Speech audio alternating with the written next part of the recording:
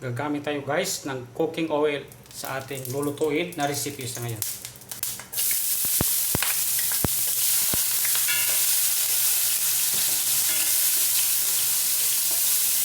Garlic guys ang una natin igisa.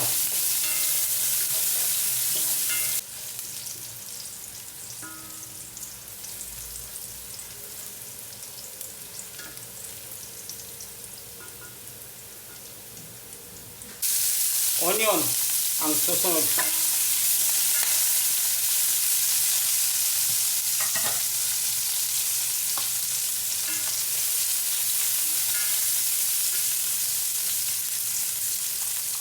Lagyan din natin ng red chili. So ayan po guys, please lang po samahan niyo ako simula pa lang ngayon hanggang matapos po ang ating video para malaman niyo kung ano ang mga sahog o sangkap na aking ginamit, paano ko po niluto, at kung ano po ang ating recipe na ating lulutuin sa ngayon. So guys, meron akong ditong hinanda na puro puso ng manok. Puro chicken heart po yan guys.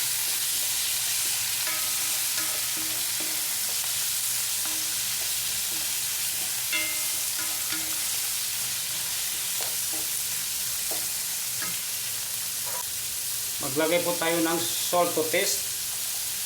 Isang spoon at kalahati. Meron din tayong black pepper powder. Lagyan din natin ng rosemary seeds.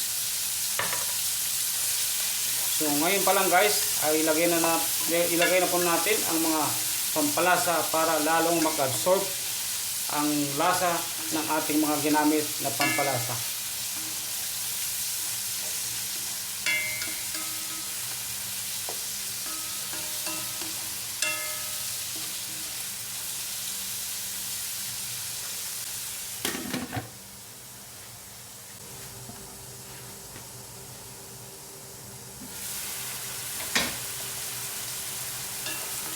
So ayan guys, hindi ko po nilagyan ng tubig yan, pero yung ating niluto na puso ng manok ay nagtutubig.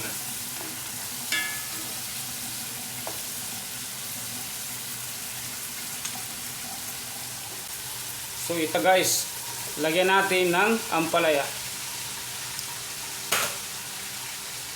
Meron din tayong bell pepper.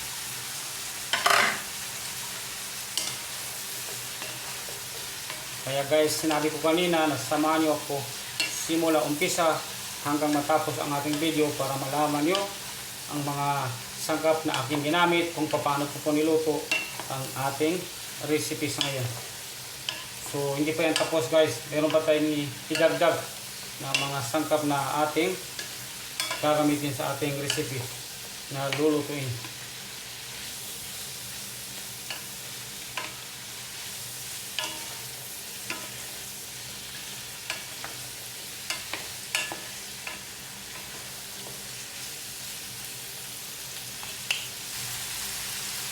Lagyan din natin ng konting soy sauce.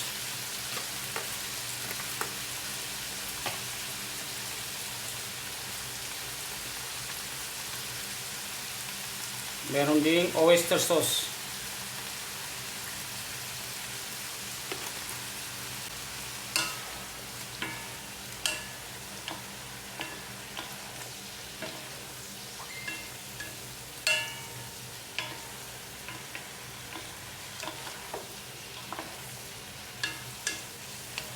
So, it's my own recipe guys. Kasi kadalasan na may nakikita tayo nagluluto ng ampalaya, ang nilalagay ay mostly ay egg. Pero yung sa akin, iniba ko guys. Kaya it's my own recipe guys.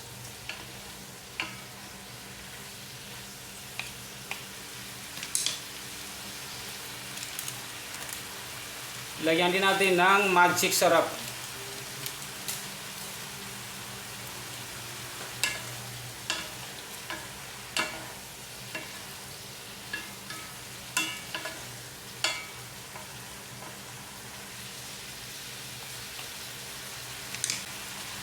Tikman natin guys kung anong lasa ng ating niluto na recipe.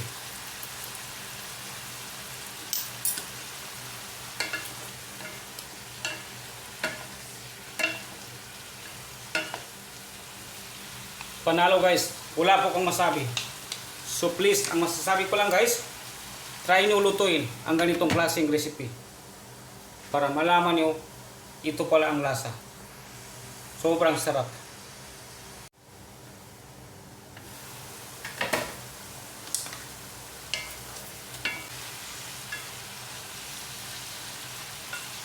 So ito na po guys, tamang-tama. Pwede natin hanguin at i-serve sa ating family. Dahil po guys, ang ating ampalaya ay hindi po pwedeng kasobrahan na kababad sa apoy dahil iba po ang magiging resulta ng lasa. Kaya mas maganda guys na medyo crispy, medyo hindi siya luto ng sobra. Kaya guys, patayin ko na po ang apoy.